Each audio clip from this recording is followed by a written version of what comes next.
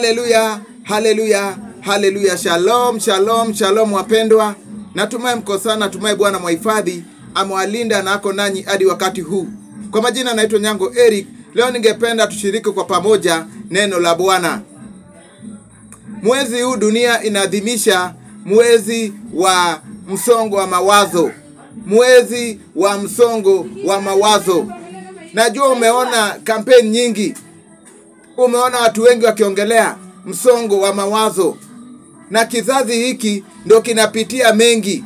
Ni kizazi ambacho kinakumbwa sana na msongo wa mawazo. Wadogo kwa wakubwa. Msongo wa mawazo. Msongo wa mawazo inafanya watu wanajitia kitanzi sana. Msongo wa mawazo inafanya watu wajikite katika miadarati. Msongo wa mawazo inafanya watu wapotee. Msongo wa mawazo inafanya watu waishi maisha si yao. Ndio maana wanaadhimisha siku ya msongo wa mawazo ili waweze kutoa suluhu. Nini inakumba watu? Jambo gani tunaweza kufanya tuepuke msongo wa mawazo? Leo nimeona nichangie hii mada kwa kutoa pia suluhu. Kitu ambacho kitasaidia watu kuepuka msongo wa mawazo ni kuishi maisha halisi. Maisha halisi. Kwa hivyo kichwa cha somo ya leo ni muungwana halisi. Muungwana halisi. Mtu ambaye ni muungwana ni mtu ambaye mtu wa wastani, mtu ambaye ni civilized.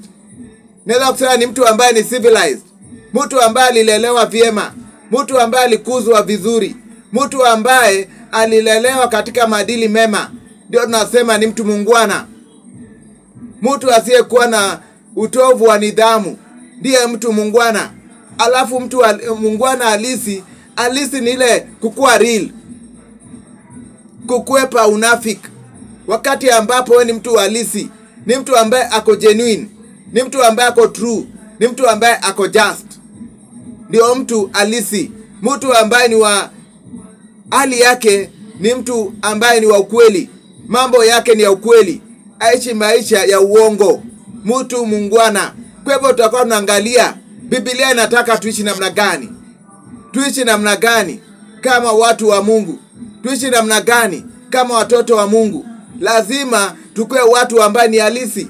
Maana vile Bwana alituumba tukue watu ambao ni halisi. Tusiwe watu ambao wanaishi maisha ya udanganyifu. Tuishi maisha ya udanganyifu. Mimi niko hivi. Na unajua vyema au uko na hivyo. Maisha ya udanganyifu. Maisha ya udanganyifu.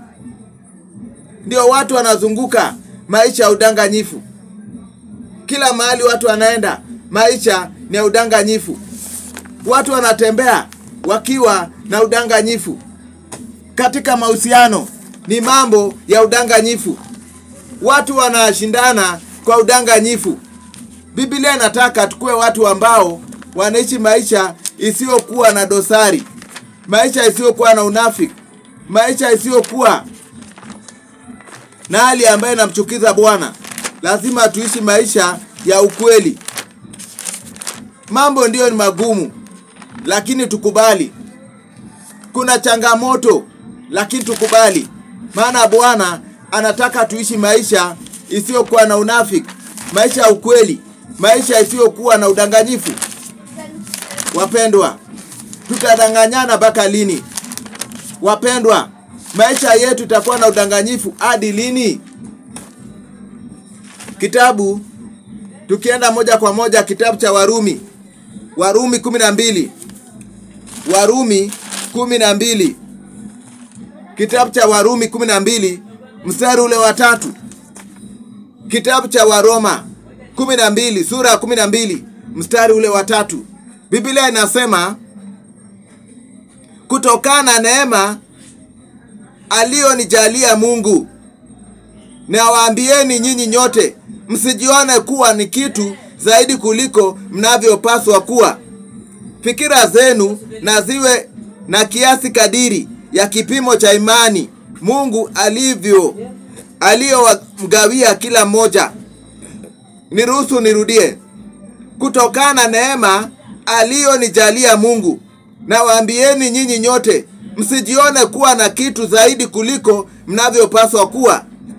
Fikira zenu na ziwe na kiasi kadiri ya kipimo cha imani Mungu aliyomgawia kila mmoja. Bwana bariki neno lake. Paulo alitazama kanisa wa Roma, akagundua watu wanaishi maisha ya udanganyifu. Watu wanaishi maisha si yao. Watu wanaishi maisha ambaye ni ya uongo. Watu wanaishi maisha ya kudanganyana. Niko na hii, nimefanya hii, nimeweza kuwekeza hii. Yaani watu wanadanganyana sana, maisha ambayo si ya kweli. Ndio maana akawaambia kila mmoja. Kwa hivyo hii ni wito ya kila mmoja. Anaongelea kila mmoja, wakubwa kwa wadogo. Uwe unaishi katika mitaa mabanda, uwe katika mtaa tajika, anakuzungumzia. Uwe kanisani, uwe katika vilabu, anakuzungumzia. Uwe kazini, usiwe na kazi, anakuzungumzia. Jinsia zote anawazungumzia. Anasema wazi neema aliyojaliwa na Mungu. Alikuwa ni neema kuona mambo ambayo yanaendelea katika jamii. Akagundua katika kanisa watu wanaishi maisha ya danganyifu. Watu wanaishi maisha ya uongo. Watu wanaishi na ile hali ya unafiki. Naambieni nyinyi nyote, msijione kuwa na kitu zaidi kuliko mnavyopaswa kuwa. Usijibebe, usijipige kifua, usijione kwamba wewe ni zaidi ya ile kitu ambacho unafaa ukue. Bwana amekuandaa. Bwana amekupa kila kitu. Lakini kuna mtu anaishi maisha ambaye si yake. Anajipea madaraka ambayo si yake. Anajipea wadhifa ambaye si yake. Biblia inasema usijibebe zaidi ya vile ulivyo. Unataka wendo tambulike. Uko hata tayari kuua. Uko hata tayari kujikita katika mambo ya ushirikina. Uko hata tayari kwenda kuabudu shetani. Uko hata tayari kujiunga na Illuminati.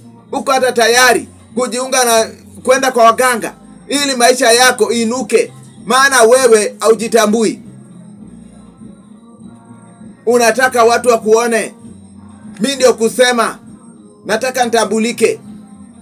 Lakini wewe hali yako, Bwana bado anataka ujifunze somo.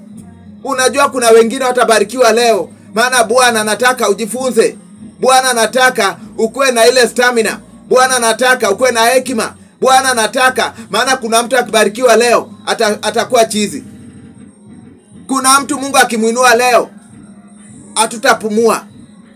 Kuna mtu Mungu akimbariki leo atakanyaga juu ya watu. Kuna mtu Mungu akimuinua leo utasema afadhali. Kuna wamama wanalia, mume wangu alikuwa mume mzuri kabla awe na pesa. Hata wakati ulikuwa hatuna pesa kulikuwa na amani, maana huyu mtu hayuko tayari. Hakuwa tayari kupata mali. Hakuwa tayari. Kwa hivyo mtu ambaye anajinua, Biblia inasema kwamba inapaswa fikra zenu ziwe katika ile kiasi kadri ya imani Mungu amewapa. Ukue real. Wanasema ukue real. Ukue na halisi. Ukue real. Siwezi kwenda pale katika showroom ya magari naangalia ile inaitwa Cayenne, ile Porsche. Kuna watu wanaenda window shopping. Kuna mzee mmoja rafiki yangu alienda katika hiyo showroom ya Porsche. Anaangalia pale magari. Wale wahudumu wakamwambia, la, ndugu yangu, sema ukweli, wewe hauwezi kununua hii gari. Tuambie tu tukueleze zile features ya gari. Lakini kwa kweli wanunuzi wa gari kama hii hawayuko kama wewe. Si ati alikuwa na gari, lakini wanaangalia vile ameingia, vile anazungumza, vile anatazama, anajua huyu si mteja wetu, maana imani yake bado hajafika. Kwa hivyo hata wewe kuna ile kadi ya uwezo wako. Mimi nikiangalia magari naendaka kwa zile group za zile magari zile ambayo anaweza kununua kwa wakati huu. Lakini kuna mtu anaenda baka pale, anaangalia zile Range Rover, anaangalia zile Prado, anaangalia magari za kifahari, anaangalia features, anauliza maswali na anajua hawezi kununua. Biblia inasema tukue real kadri ya imani yako. Imani si upumbavu. Imani si upumbavu. Siwezi kwenda pale naangalia nyumba ya serikali, zile nyumba za bei ghali, ndio naenda pale naanza kujaza. Lazima ujichunguze. Lazima ujiite mkutano. Uangalie imani yangu inawezana na mambo. Imani si upumbavu. Imani ni akili. Imani ni empowerment. Lakini lazima fikra zetu ziwe na kiasi ya kadiri ya imani Mungu ametupa. Watu vijana, angalia vijana ambao wanajitoa uhai. Angalia wasanii ambao wamejitia kitanzi. Idadi ni ndefu sana. Nikianza kuorodhesha utashtuka. Wale watu gwiji wanajitia kitanzi maana msongo wa mawazo, na utaangalia wengi wao hawakujikubali. Wanataka kuishi maisha ambayo si yao. Watu wanakuwa bankrupt.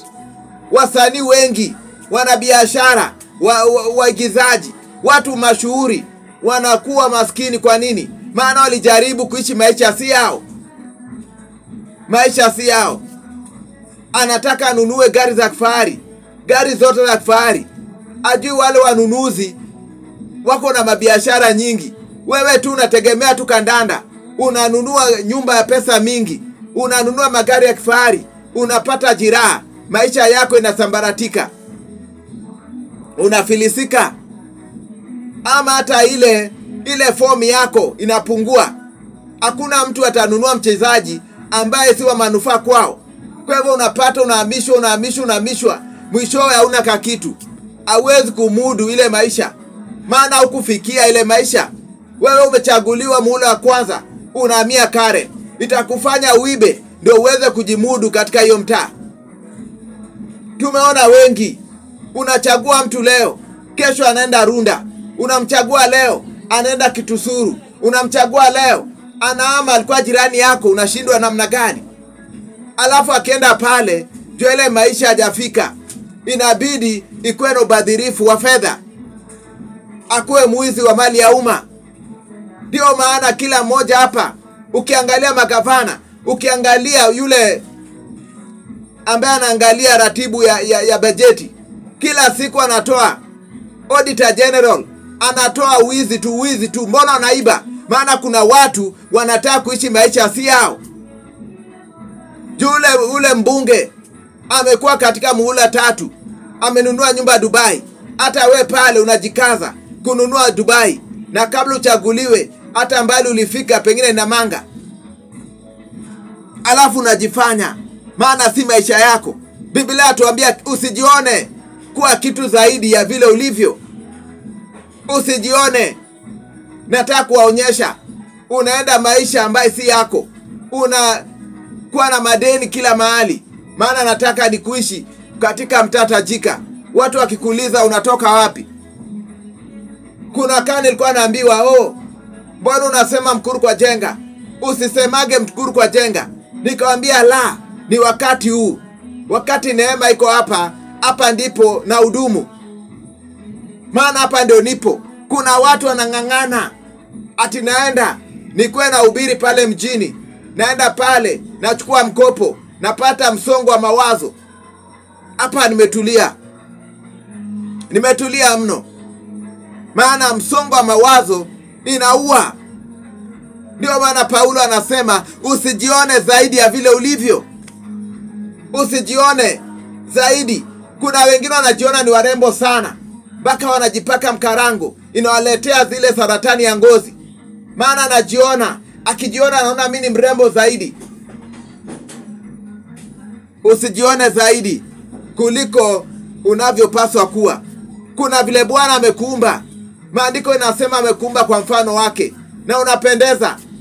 Si lazima uongeze vitu kwa makalio.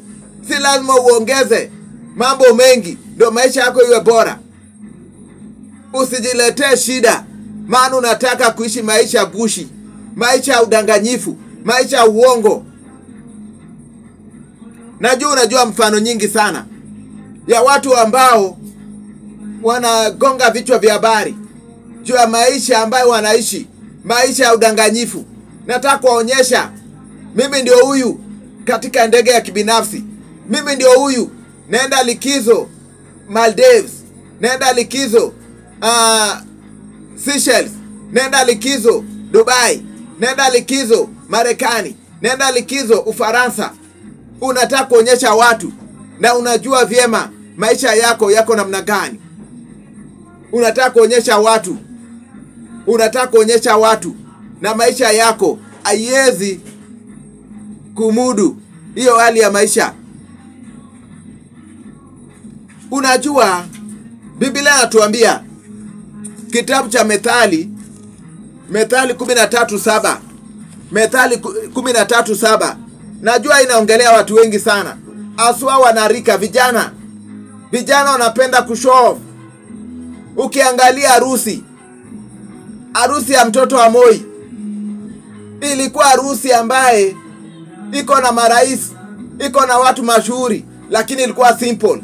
Lakini vijana wetu wakilipa mahari, dunia yote inaongelea Kenya. Na si ati wanaka kitu. Ukiuliza uko na kampuni ngapi, una mashirika ngapi, watakwambia mimi ni mwimbaji, mimi nafanya hii. Uchumi kusambaratika kidogo, hapo wanaanza ombaomba.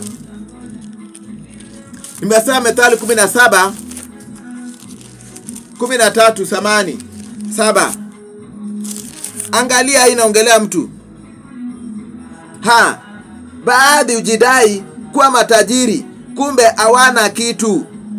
Baadhi ujidai kuwa matajiri, kumbe hawana kitu. Wengine ujiona kuwa maskini, hali wana mali tele. Hii ni watu wengi sana. Kuna watu wanajifanya wako na kakitu, lakini hawana kitu. Kuna watu wanajifanya, mimi ndio ule na naitisha round, mimi ndio natoleana form, lakini hawana kakitu. Ukiangalia mtu, muulize benki yako iko na ngapi, atasalia kinywa wazi. Wanajidai. Unajua hii mambo yote ni kujidai. Wale watu wanaishi maisha gushi, wanajidai, wanataka watu wawasifu. Yani wanajidai wako na kakitu, ilhali hawana kitu. Ilhali wanaishi maisha madeni, ilhali wanaomba kila mahali. Utapata kila kitu cha kuomba, unaomba utake. Kuna mama fulani, binti fulani, alikuwa anafanya kazi ya mjakazi. Huyu msichana akafanya makosa kubwa sana. Alienda akachukua simu ya mkopo, simu ya 55,000. Simu ya 55,000. Kila siku anakatwa pesa nyingi sana. Alifika katikati, hiyo kazi akasimamishwa. Sasa nikajiuliza, alikuwa anataka kuonyesha nani? Ati mimi niko na iPhone, ati mimi niko na the latest. Unataka kuonyesha watu, na wewe mahali unafanya kazi inaweza kuisha wakati wowote. Kazi inaweza kuisha. Maana unataka unajidai, nimetosha, ninatosha mboga. Unajidai, mimi nimefika bei. Unajidai, mimi ndio kusema. Unajidai, mimi naendesha gari ya kifahari. Unajidai. Wewe ndio kuitishia watu matembla na tembla. Shika tembla, patia utembla, patia utembla. Tembla ni hizo vikombe vya kutumia kwa kunywa mvinyo. Wewe ndio unapeana, lakini hao watu wanakuchekelea. Maana wanajua kuna watu wanachukua baka mkopo ya kuenda kuonyesha watu mashambani. Nairobi naishi vyema. Umechukua mkopo uende kaonyeshe watu. Unajidai uko na kakitu, hilali hauna kitu. Na Biblia inasema kuna watu wako na kitu, lakini wanajifanya wana. Wako kama Mdavadi na Kalonzo, ni matajiri mno, lakini ukikaa nao wanakaa ni kama hawana kakitu. Na kuna viongozi wengi sana Tunajua mtu kama Michuki ni mtu ambaye alikuwa na hoteli kubwa inaitwa Windsor, mahali watu wanacheza gofu, lakini jamaa alivaa socks ambaye imeraruka. Maana ni tajiri lakini anajifanya ana kitu. Wamejaa makanisani. Ndio maana si kila mtu ati akikuja kwako unakuwa na uwepesi kumsaidia. Kuna watu wana pesa kukuliko. Kuna mtu unampea pesa, anaenda pale na kuchekelea. Anashindwa wewe unampea nini? Kuna jamaa Masai anatembeaga akiomba watu pesa, na huyo Masai ni landlord. Kwa hivyo wewe pale unaweza kufikiria kwamba hana kitu, atalala njaa, lakini huyu mtu anabisha milango. Kila mwisho wa mwezi watu wanampea pesa, maana anajifanya ana kitu, hilali yako na kitu. Anajifanya ana ako kama baba. Anajifanya ana, lakini ni tajiri mno. Kuna watu ujidai hawana.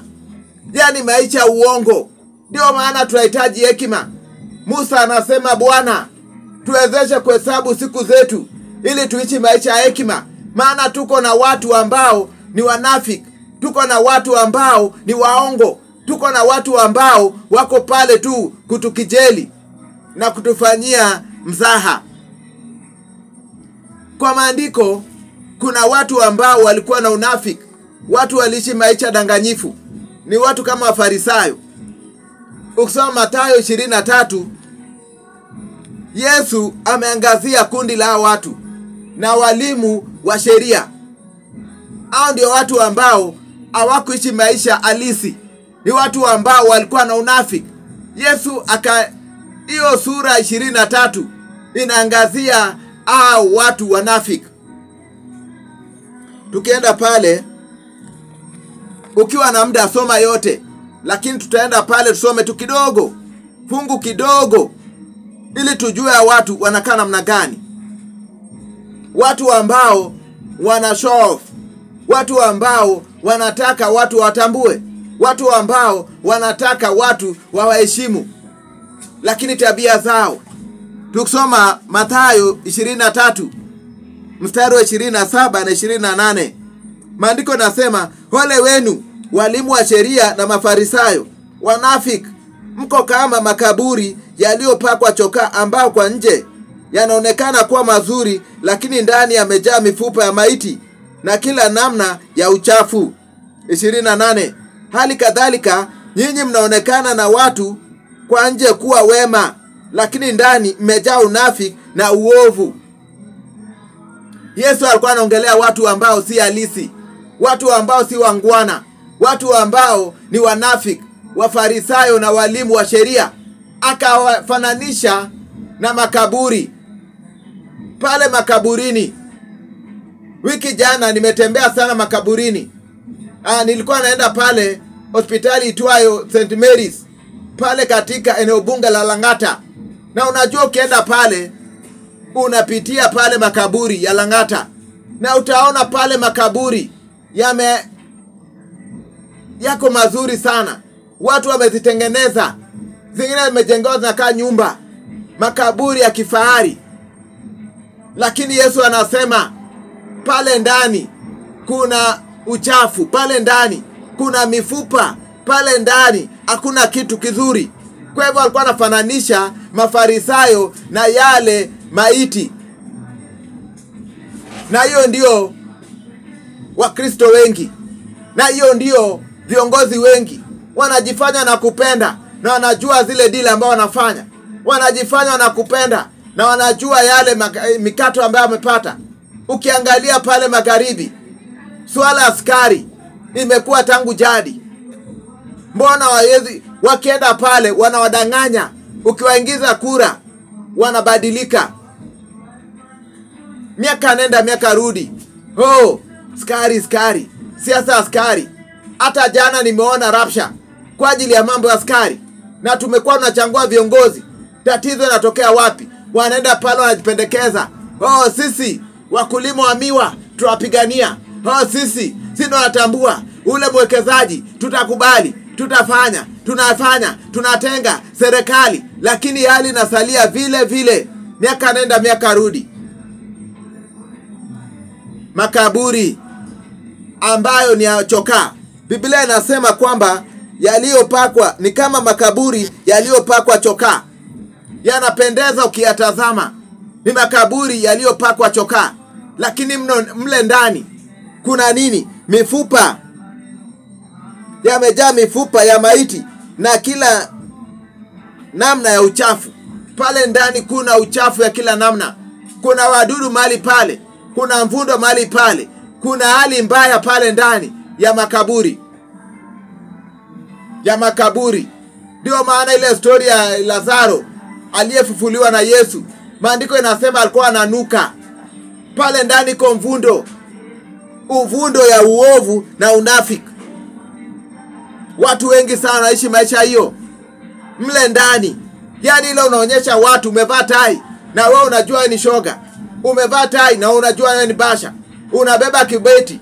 Kuna tajiri mkuu, bilionea mmoja wa duniani wa miaka 80 amegundulika kuwa ni shoga juzi.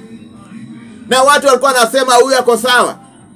Tumejua wale wachungaji na viongozi ambao wanapachika wasichana mimba, lakini pale wanatudanganya.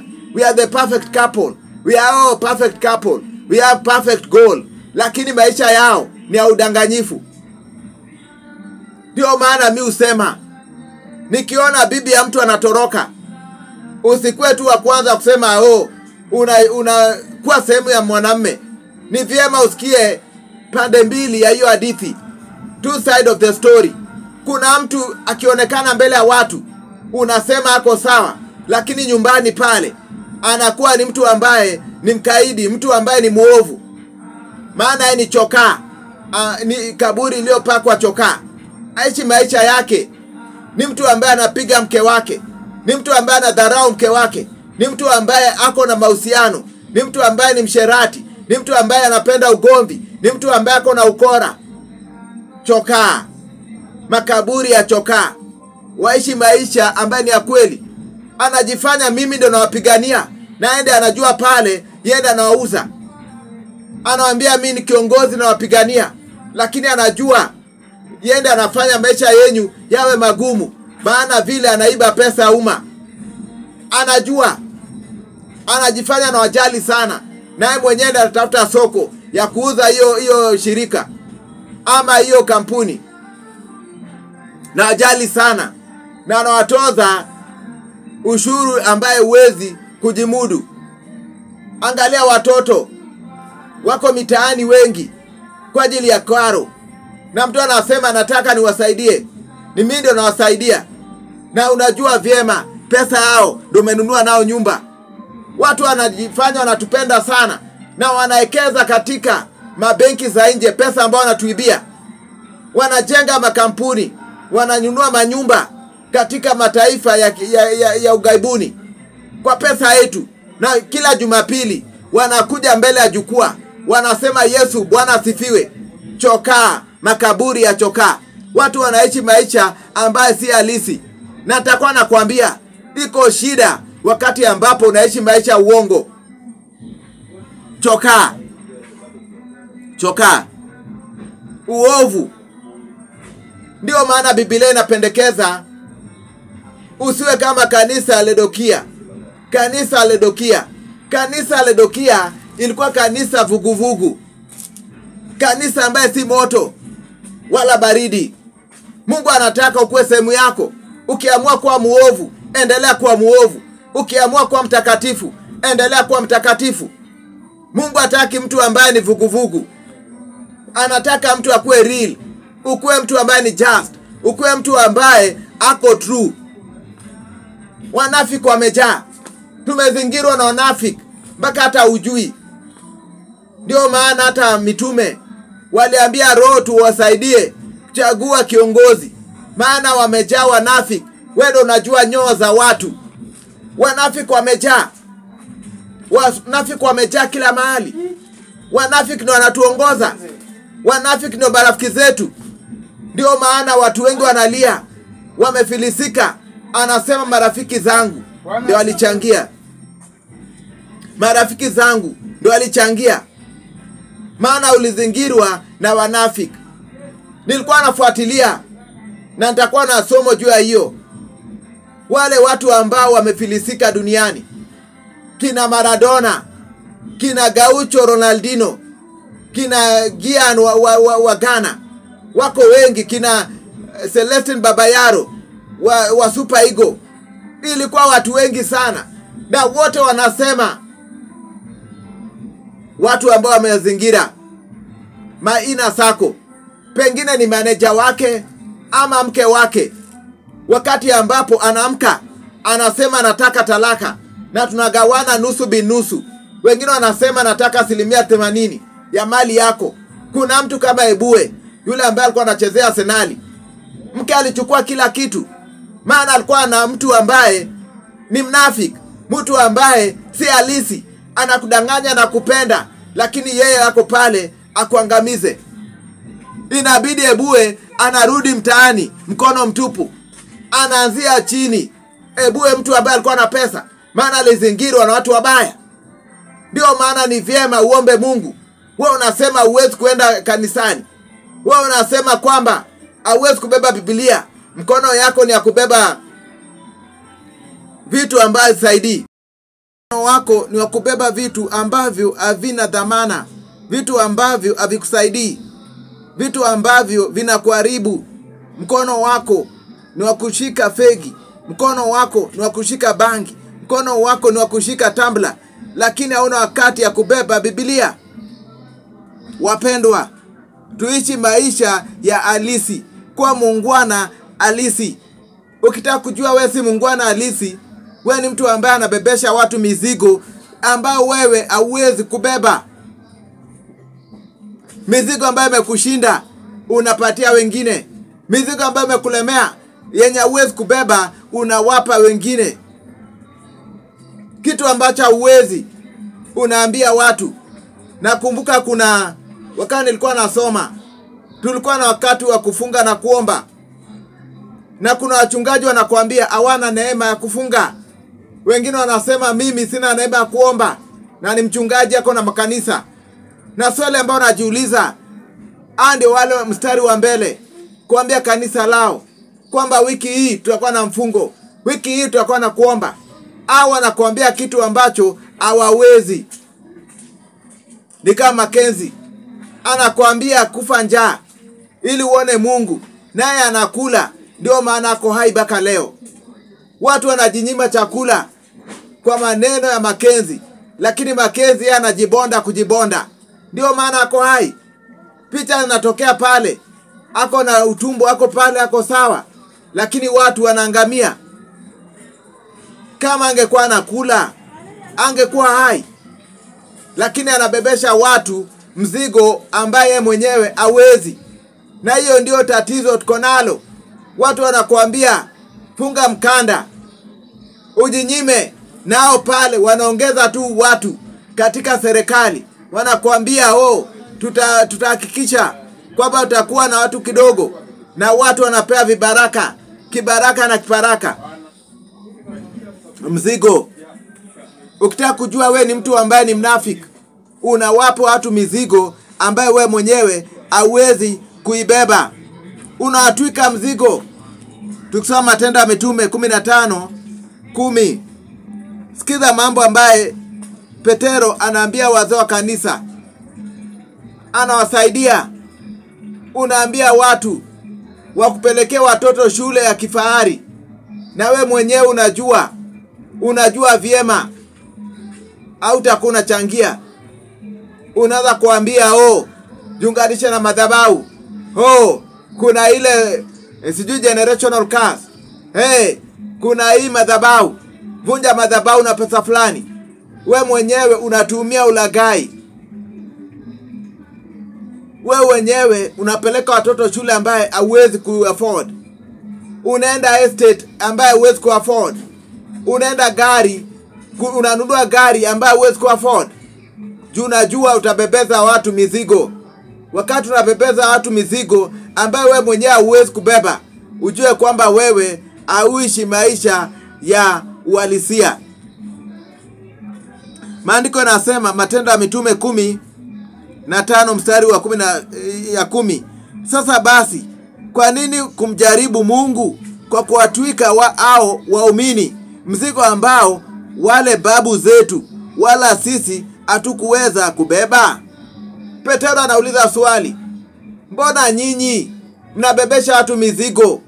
Mbona nyinyi mko mstari wa mbele kubebesha watu mizigo ambao nyi wenyewe babu zetu na hata sisi hatuwezi kubeba? Leta pesa, nataka 100,000. Watu endo chukue mkopo, naye mwenyewe huwezi kuchukua mkopo kubebesha watu mzigo ambao wewe huwezi kubeba. Petero anasema hata babu zetu hawangeweza kubeba, hata sisi hatuwezi kubeba, lakini si mstari wa mbele kuambia beba. Nisomeshe mtoto international school, nisomeshe mtoto shule ya ughaibuni, nawe mwenyewe unajua hata shilingi yako utoi, unajua ni pesa yao, unawapigia hesabu mizigo usioweza kuyabeba. Unaonyesha wewe ni mnafiki. Mbona tunawabebesha mzigo ambao si wenyewe hatuwezi kuitwika si wenyewe? Unafiki mbashara. Kwa nini watu wanaishi maisha hii ya uongo? Ni kwa vile hii maisha ndio ya dunia. Hii ndio maisha ya dunia. Hii ndio mitindo ya dunia. Maana dunia wanasema fake it till you make it. Ndio maana watu wana fake.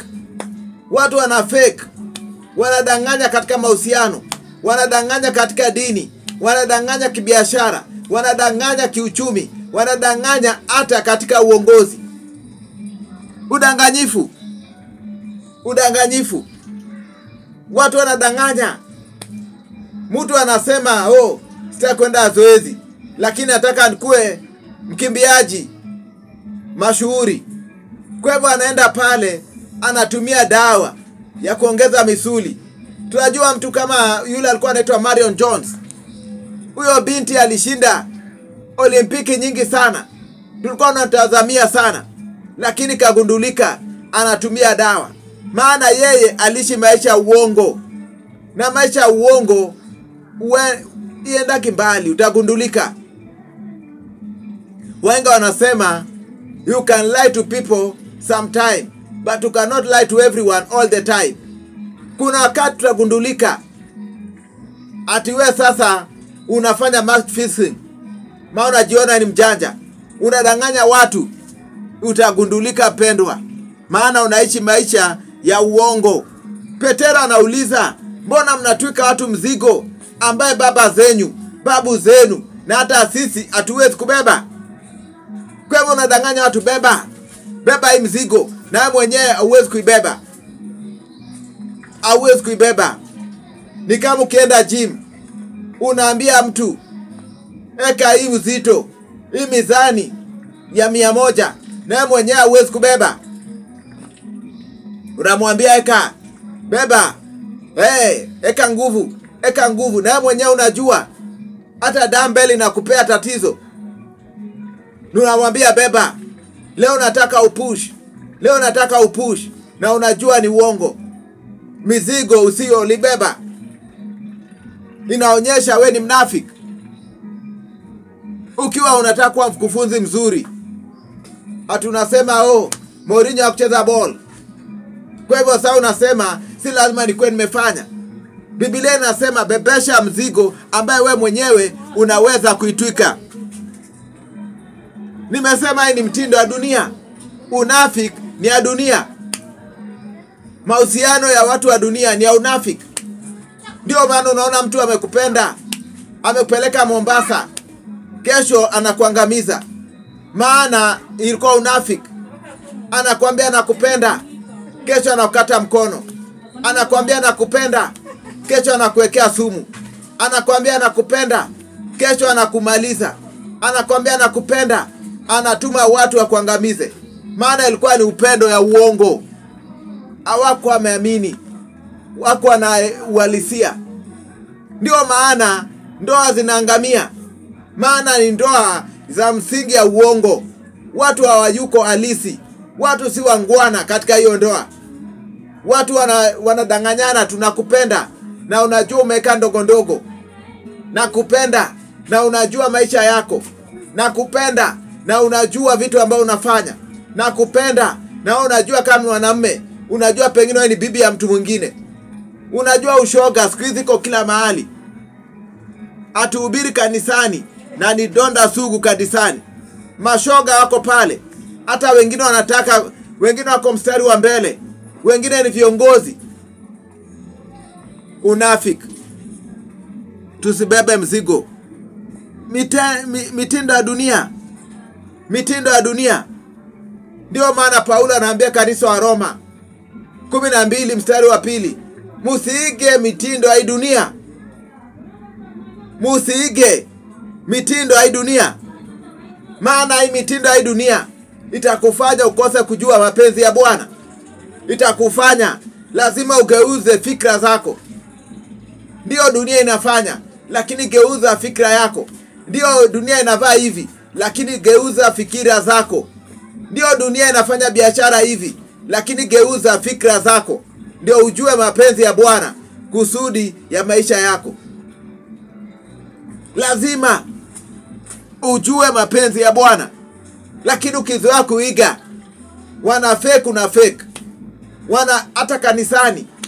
Sasa watu wanafuata, anauza chumvi, watu wanapenda, anauza maji, watu wanapenda, anauza vitambaa, watu unageuka pale. Wewe unajua hiyo si wito wako. Hujaitwa kama nabii. Maana watu wanapenda manabii, unaanza kujiita nabii. Watu wanapenda mitume, unaanza kujiita mitume. Watu wanajiita askofu, unaanza kujiita askofu. Watu wanajiita mchungaji, unaanza kujiita mchungaji. Ukiangalia video vyangu, sijajiita mchungaji. Maana mimi kazi yangu ni kukufunza mapenzi ya Mungu. Sitaki kujifanya kitu ambacho mimi siko. Sitaki kujifanya kitu ambacho mimi siko. Hapa ni mahali pa maombi na kufunza neno. Sijaandika hapa kanisani. Hakuna mahali nimeandika church. Si ati sijui. Lakini lazima ujijue. Ujue, usijione kwa kitu ambacho wewe si uko. Usijione. Niko na watu, niko na mahali naweza kuwa navaa white collar kila siku. Najua mahali zinapatikana. Ukienda pale Karioko, ukienda pale mjini ziko. Lakini nasema hapana. Ukienda hapa Mkuru kwa Ruben, kuna yule anashona. Nasema hapana. Usijione kitu ambacho wewe si upo. Kama bado si mchungaji, wacha kulazimisha. Kora akajifanya, naweza kuwa kama Musa. Nataka nafasi ya Musa. Akaleta mapinduzi.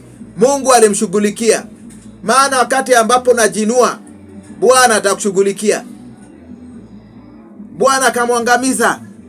Maana alijifanya kitu ambacho yeye si yule. Mitindo ya dunia itatunyima ufalme. Wewe ni kwani ukoo mteule. You are a chosen generation, peculiar people.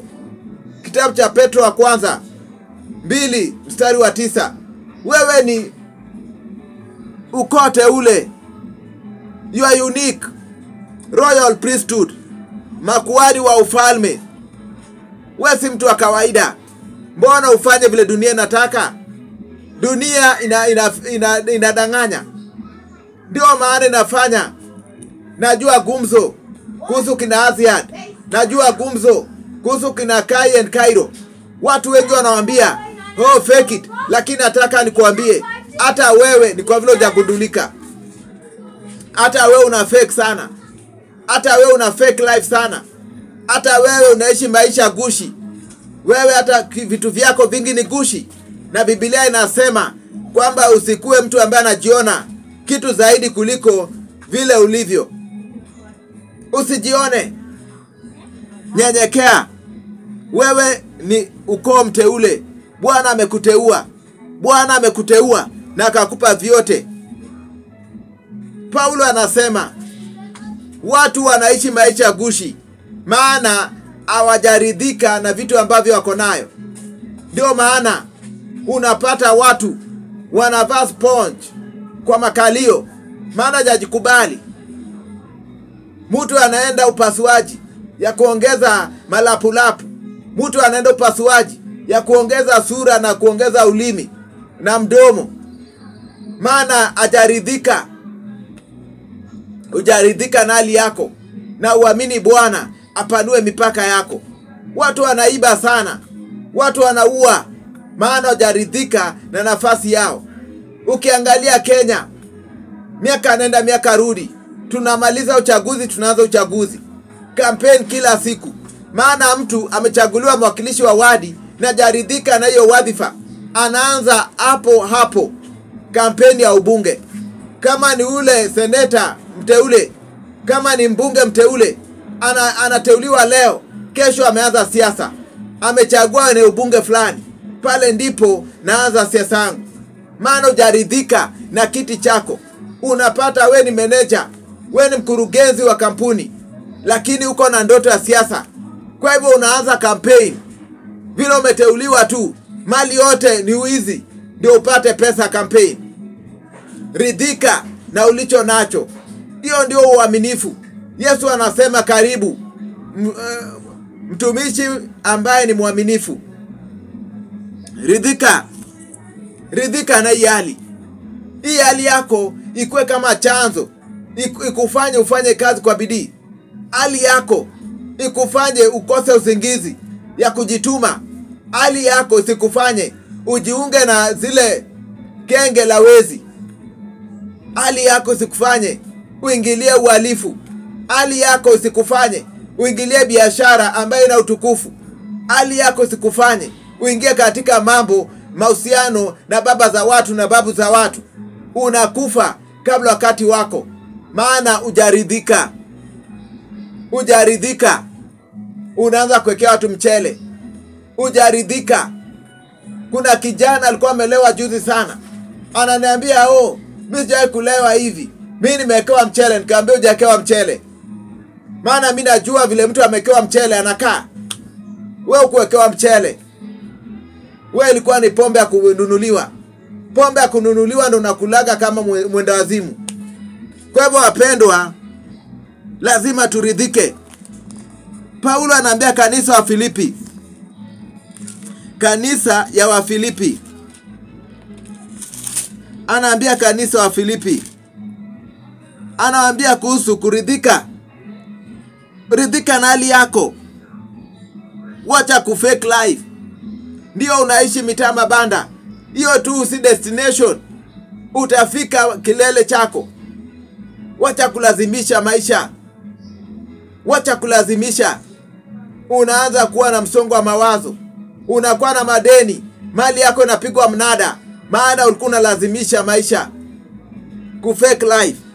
Anaambia kanisa wa Filipi 4:10 hadi 13, katika kuungana na Bwana nimepata furaha kubwa kwamba mwishowe mlipata tena fursa ya kuonesha kwamba mnanikumbuka. Kusema kweli, mmekuwa mkinikumbuka daima, ila tu hamkupata nafasi ya kuonesha jambo hili. 11, sisemi hivyo sasa kwa sababu ninahitaji ya kitu, maana nimejifunza kuridhika na vitu nilivyo navyo. Nimejifunza kuridhika na vitu nilivyo navyo.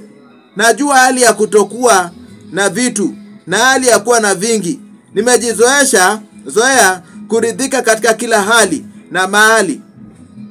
Niwe nina cha kutosha au nina njaa, iwe nina zaidi au nimepungukiwa, naweza kukabili kila hali, kwani Kristo unipa nguvu. Kristo ndiye anatupa nguvu. Alisema anaweza kukabili hali yote. Anaridhika katika kila hali na mahali ambapo wako. Akiwa Mkuru kwa Jenga anaridhika, akiwa Westlands anaridhika, akiwa Kangemi anaridhika. Ndio maana alikuwa Paul. Lakini kuna watu wakienda Marekani wanageuka, wakienda Dubai wanageuka, wakienda Ufaransa wanageuka, maana wajazoea kuridhika. Zoea, jifunze Anasema nimejifunza. Si ati alizaliwa nalo, lakini amejifunza kuridhika na kila hali. Ukiwa mtu ambaye anaridhika, utakuwa na hiyo uhalisi. Watu wananiambiaga mimi sikia Mjaluo. Maana Waluo kuna venye wanaishi. Maana Waluo wengi wao wako na hiyo uraibu, wako na hiyo tabia ya kujifanya vitu ambavyo hawayuko. Mimi nimekubali. Lazima ukubali hali yako. Uambie Bwana, na imani utaniinua. Mungu aliyepanua mipaka Jabez, utanikumbuka. Kuliko kulazimisha maisha nikuwe navaa suti siku na mchana na najua sina kakitu. Kulazimisha maisha itakunyima raha. Ndio maana nimeanza na Paulo anasema nimefurahi. Maana ukiwa mtu ambaye amejikubali, mtu ambaye anaridhika na hali yake, utakuwa na furaha. Lakini wakati ambapo unalazimisha maisha, utakuwa na msongo wa mawazo. Utakuwa mtu ambaye amesononeka, utahuzunika usiku na mchana. Sura itakuwa imejikunja kama ngumi. Maana wewe hujaridhika na hali yako. Unaangalia wengine. Ndio maana Paulo anasema pigana vita vyako. Kimbia kwa mwendo wako. Run your own race. Wacha kuangalia yangu. Najua mahali naelekea. Usijilazimishe maisha. Wakati nataka leo nikutie moyo. Nikwambie kitabu cha Mhubiri 3:11. Mhubiri 3 inaanza kwa kutuambia kuna wakati wa kila kitu na majira ya kila kitu chini ya jua. Mungu anajua wakati wa kukubariki. 11 sura hiyo ya 3. Biblia inatuambia kwamba anafanya kila kitu kiwe bora kwa wakati wake. Mungu anajua wakati atakuinua. Wacha kulazimisha maisha. Mungu anajua wakati utanunua gari. Wacha kulazimisha maisha. Unanunua gari na unakosa kuimaintain. Wanasema shida ya gari ni kumaintain. Kuna gari hata 50,000 lakini tatizo ni kumaintain. Maana hujafika hiyo kiwango. Hauna mtu anasema sasa kununua gari. Maana anajua parking. Maana mafuta. Maana nini? Maana hujafika hiyo kiwango. Lakini wakati Bwana atakuinua, mafuta itakuwa tatizo. Parking haitakuwa tatizo. Utakuwa na pesa ya maintenance. Maana kiwango kimepanda. Wacha kulazimisha. Juu ananunua magari, pia unanunua. Kuna ndugu aliona mwenzake amenunua gari. Yeye pia kanunua gari kama hilo. Ajuu huyu ni rafiki ya watu mechanic. Kwa hivyo akitembea kidogo, mechanic yako ndani anamwambia ndugu, badilisha hiyo clutch, badilisha hii brake, badilisha hii kitu, badilisha hii. Gari yake imesimama. Yeye wakati alinunua akaanza shida. Gari kila siku iko kwa mawe. Ukiona hiyo gari kwa mawe, inatengenezwa inarudi kwa mawe. Maana hakukuwa halisi. Wakati wake haikufika. Hakuwa na hiyo neema. Paulo anasema neema ya Bwana anakutwika. Anafanya kuwe bora. Mungu akata atakuinua, utaburudika. Chochote Bwana atakupa, itakuridhisha. Maana ni Bwana ameifanya kwa wakati wake. Juu watu wanafanya harusi, wewe pia unajikaza. Juu watu wanalipa mahari ya kifahari, pia wewe unachukua mikopo. Ukiangalia wale watu wanafanya, si pesa yao. Wako na mashirika. Kuna shirika pale na advertise. Inampea pesa. Wewe unang'ang'ana unachukua mkopo. Unaishi maisha ya shida. Maana huku kuwa real. Au kukuwa real. Tahadhari kwa wale watu ambao wanajinua. Wale watu ambao wako na ubabe. Wale watu ambao wanajisikia. Wanaishi maisha gushi. Maisha feki. Wale ambao wanalazimisha maisha. Yesu anasema kwa wale watu ambao wanabadilisha maisha, wanalazimisha. Kitabu cha Luka 14 mstari ule wa 11. Yesu anasema